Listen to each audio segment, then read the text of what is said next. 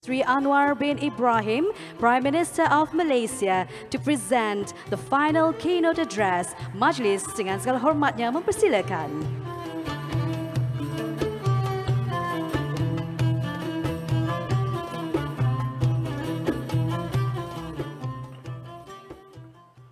Assalamualaikum warahmatullahi wabarakatuh. Alhamdulillah allazi anzala ala abdihi alkitaba wa lam yaj'al lahu 'iwaja. Wa usalli wa sallim ala rasulihil karim wa ala alihi wa sahbihi ajma'in. Yang terutama Bapak Wakil Presiden Republik Indonesia Kiai Ma'ruf Amin, saudara saya Premier Abang Johari, Timbalan Premier Datuk Amar Orang Tengah, tetamu yang dimuliakan dan rakan-rakan dari seluruh persatuan pertubuhan yang hadir. Kita tentunya berbangga kerana pada malam ini kita dapat bersama-sama meraihkan satu pertemuan atas ikhtiar rakan-rakan dan dalam Global Muslim Business Forum, dan saya agak tertarik kerana Sarawak Bumi Kenyalang ini dapat mengambil inisiatif mengatur satu pertemuan yang boleh menarik minat ramai teman-teman dari luar negara untuk memberi rangsangan dan dukungan kepada satu ikhtiar yang sangat menarik. Jadi saya ucap tahniah dan terima kasih.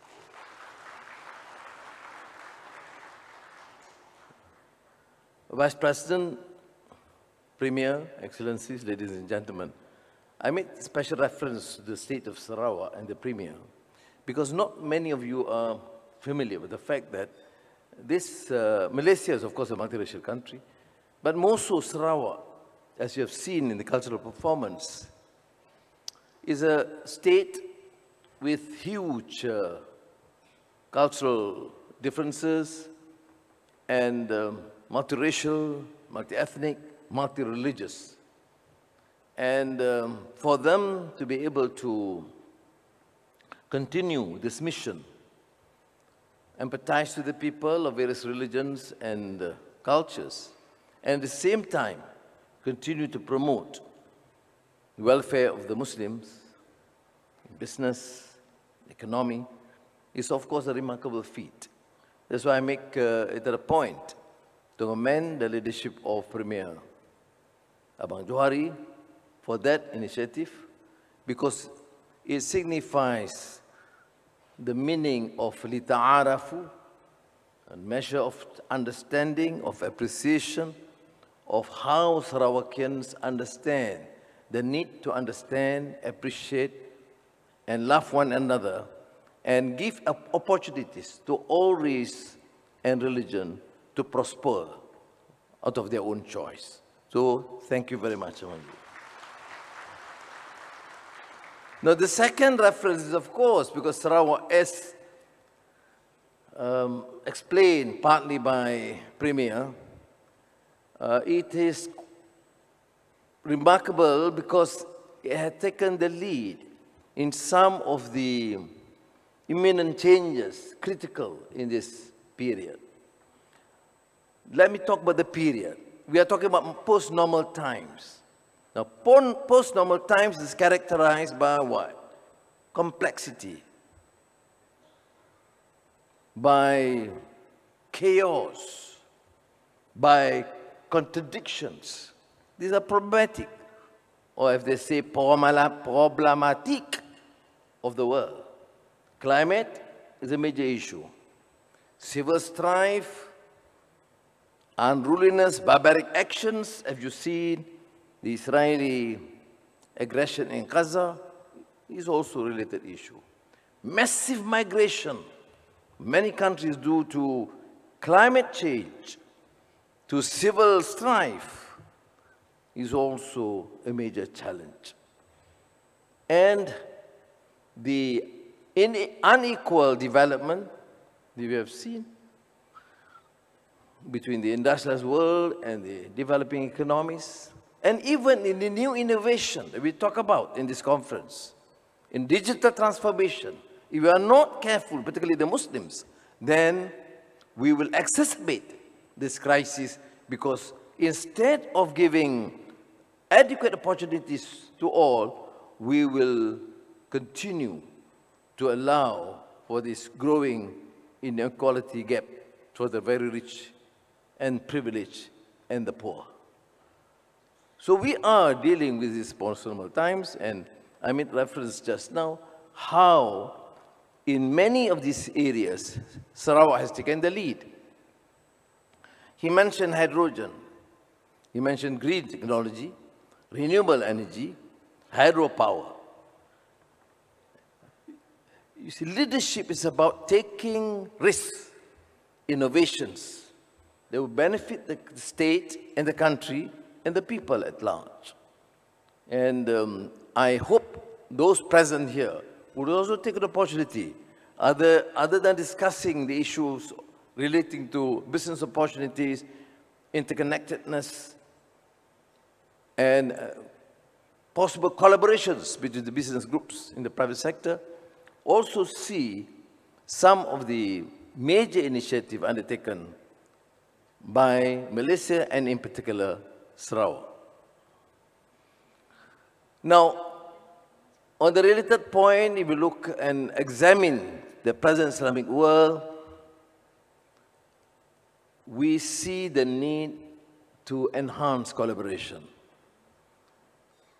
The Indonesian Vice President made reference to the need for inclusivity, to free ourselves from isolation, and see ourselves, even among neighbors, opportunities to collaborate instead of competing.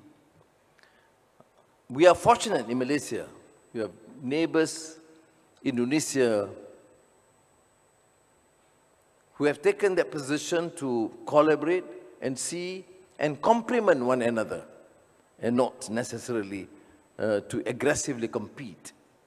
Brunei, Darussalam, and yesterday I was with the new Thai Prime Minister Seta at the border between Thailand and Malaysia, to seek ways to further foster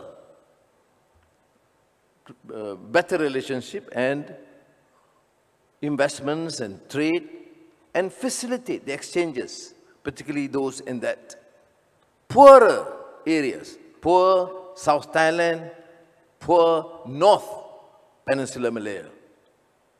So if the leadership take the initiative and try and facilitate, I don't actually choose or prefer the term facilitate. I am quite impatient. I mean, those of you who know my life history, naturally I have to be impatient. I would like to accelerate the process. If we want to benefit from and not lose out in this race, then we have to accelerate.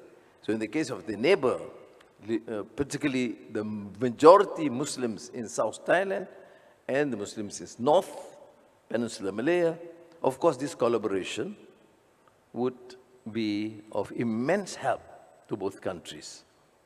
Although the Thai Prime Minister is a Buddhist and I am a Muslim, but at least our common cause and commitment to facilitate and accelerate the process, as we have seen the collaboration with President Jokowi of Indonesia. So, Excellencies, ladies and gentlemen, we in Malaysia have taken some initiative. And for most of you are familiar, would realize that we were at the forefront in Islamic finance, with established legacy marked by the founding of Bank Islam Malaysia and the Hajj Board, the Lembaga Tabung Haji. Malaysia's Islamic finance is globally acclaimed with an Islamic banking market share of 45.5% and an Islamic capital market that represents 64.3% of the total capital market. However, their influence in the world arena is not significant. Even as Islamic financial services have grown significantly, its proportion in the global value is still very low. Therefore, the potential for the upscaling of these services globally, including services to people and entities beyond Muslims, is huge.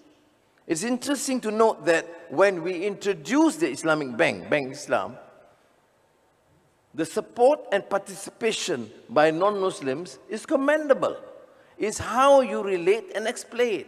Instead of being partisan, exclusive, you take it as a national platform, national program, and let people choose between the conventional system and what Islamic system could offer.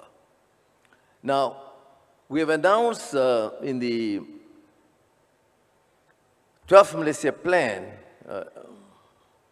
in the recent, midterm review of the 12th Malaysia Plan last month, which I introduced in Parliament. Our ambition is to continue to take the lead in the international halal market, aiming for a halal export value of 63 billion ringgit by 2025. And I think, again, on this subject, it's interesting to note that in all countries I visit, and more so, the need to further collaborate with Indonesia in this regard.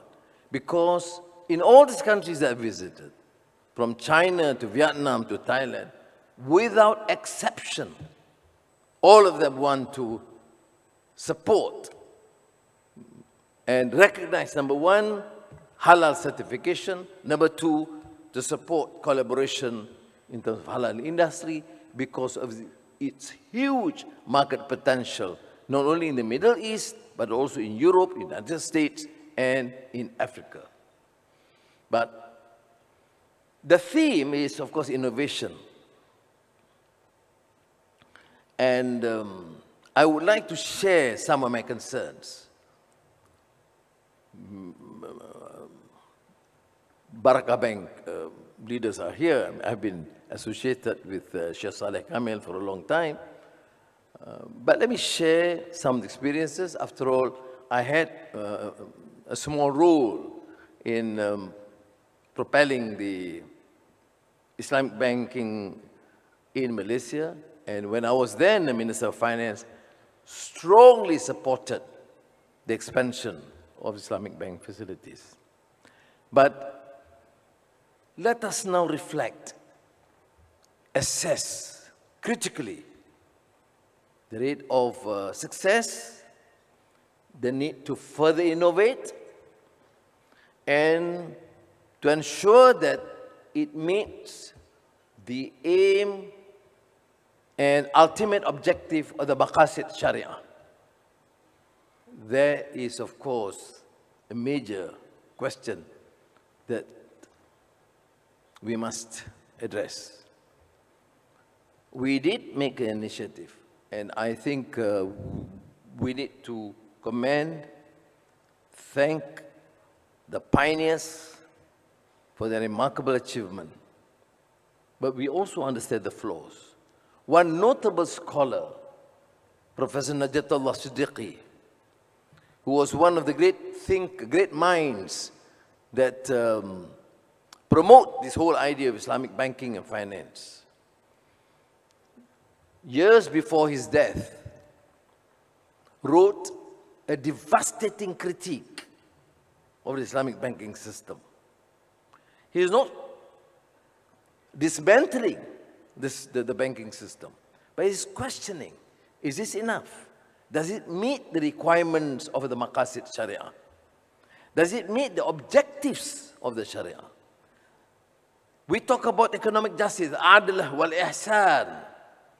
Does Islamic banking, Islamic financial system business enterprise in the name of Islam is just like any other conventional practice, or does it actually meet the higher objectives of ensuring justice, ensuring greater participation, resolve part of the huge calamity as a result of the unbridled capitalism that has caused gross inequality, the 1% controlling the economy, and you have to see or tolerate the presence of millions of homelessness like around the cities in New York and San Francisco or Chicago. Unbridled capitalism that led to inequality and also condone the existence of abject poverty. Now, these are issues that we need to discuss. Of course, we have to discuss investments. We have to increase trade. We have to strengthen the collaboration. I am not disputing that. I happen to be Minister of Finance. I know how critical this is. But I'm also appealing to you to say that let these great minds resolve this major problem of trying to see an alternative that can answer some of the concerns of the world today.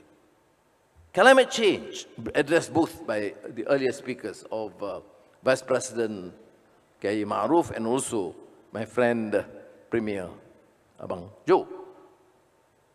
But Islam has provided the answer about maintaining balance and equilibrium and respecting nature. To the extent, even during war, you cannot cut any tree unless it is so critical in the strategic warfare. I mean, to the extent of protecting the environment. وَكَذَلِكَ جَعَلْنَاكُمْ أُمَّةً وَسَطًا لِتَكُونُوا شُهَدَاءَ عَلَى النَّاسِ وَيَكُونَ الرَّسُولُ عَلَيْكُمْ شَهِيدًا. You have to forgive me, Kiai is here for me to recite the Quran. What is promoted by the Quran is that we have to strive to be a balanced community.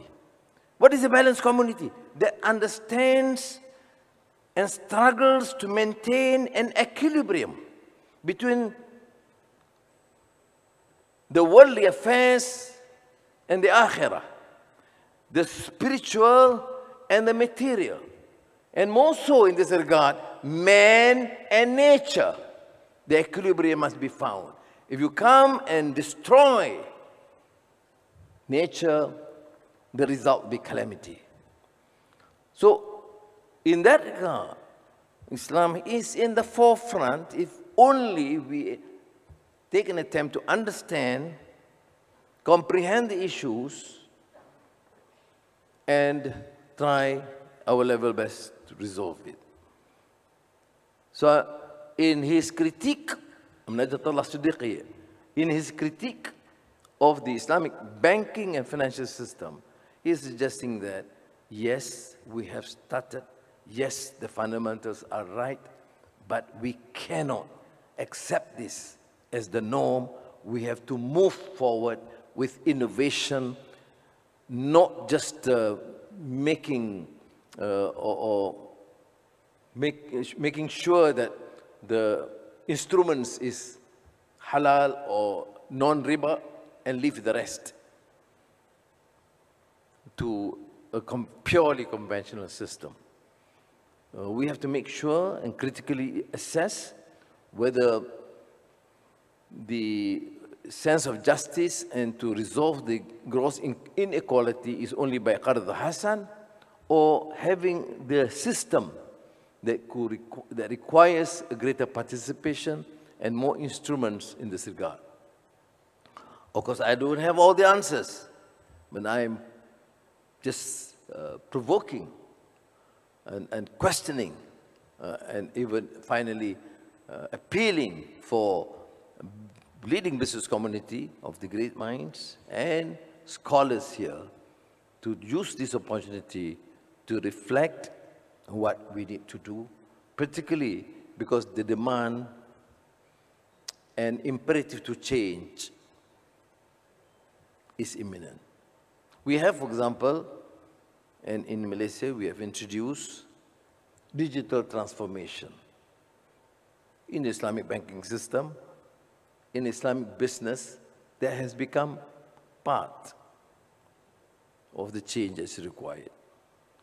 We have talked about energy transition that I've referred to by Premier, that we have to accept not only because it is a decision by the international community, but it is for our own survival.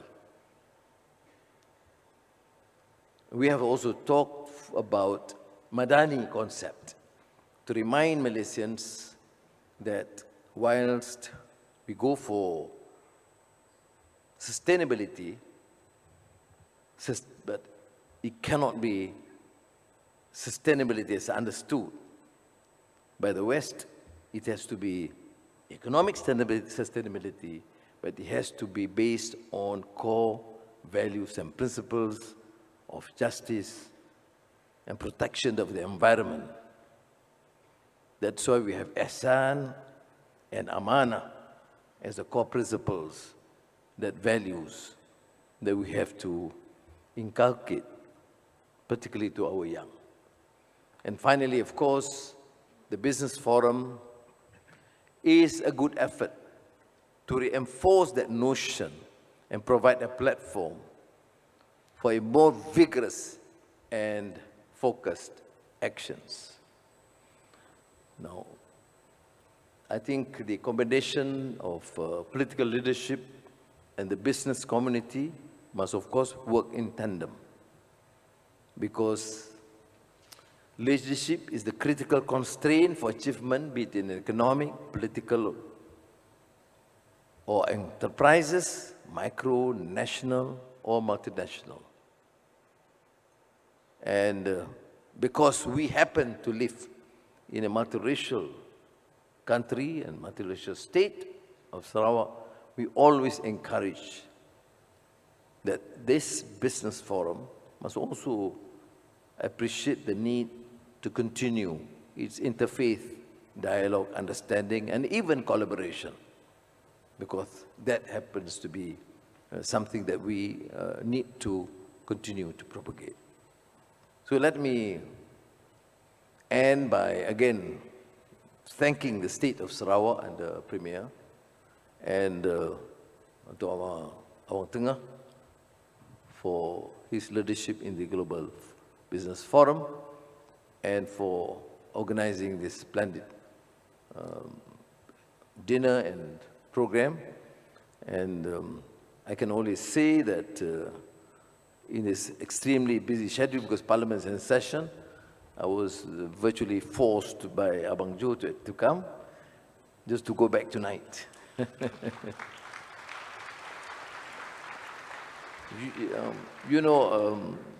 I have a very bit of bias. Today, these days, is 1 year of Kerajaan Perpaduan. And we have achieved, we can talk about energy transition, digital transformation, economic vibrancy, because we are politically stable. Alhamdulillah. We have more than 2/3 majority in Parliament.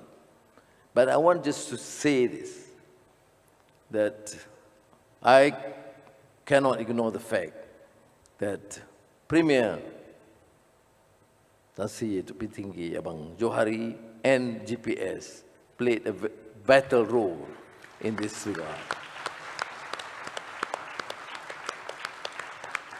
So this is, to me, also an occasion of celebration, more in a sense of a challenge, because 1 year, first few months, somewhat minor turbulence, but now politically stable to focus on the economy and energy transition.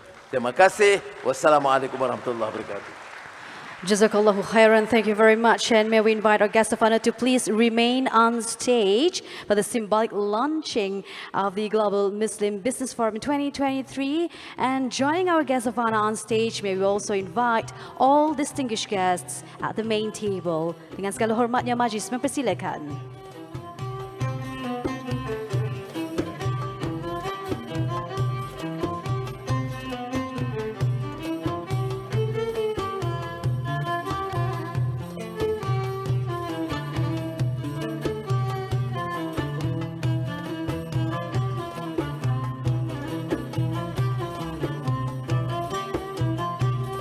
Ladies and gentlemen, indeed, this evening is a night to remember. We are ready for the official launch.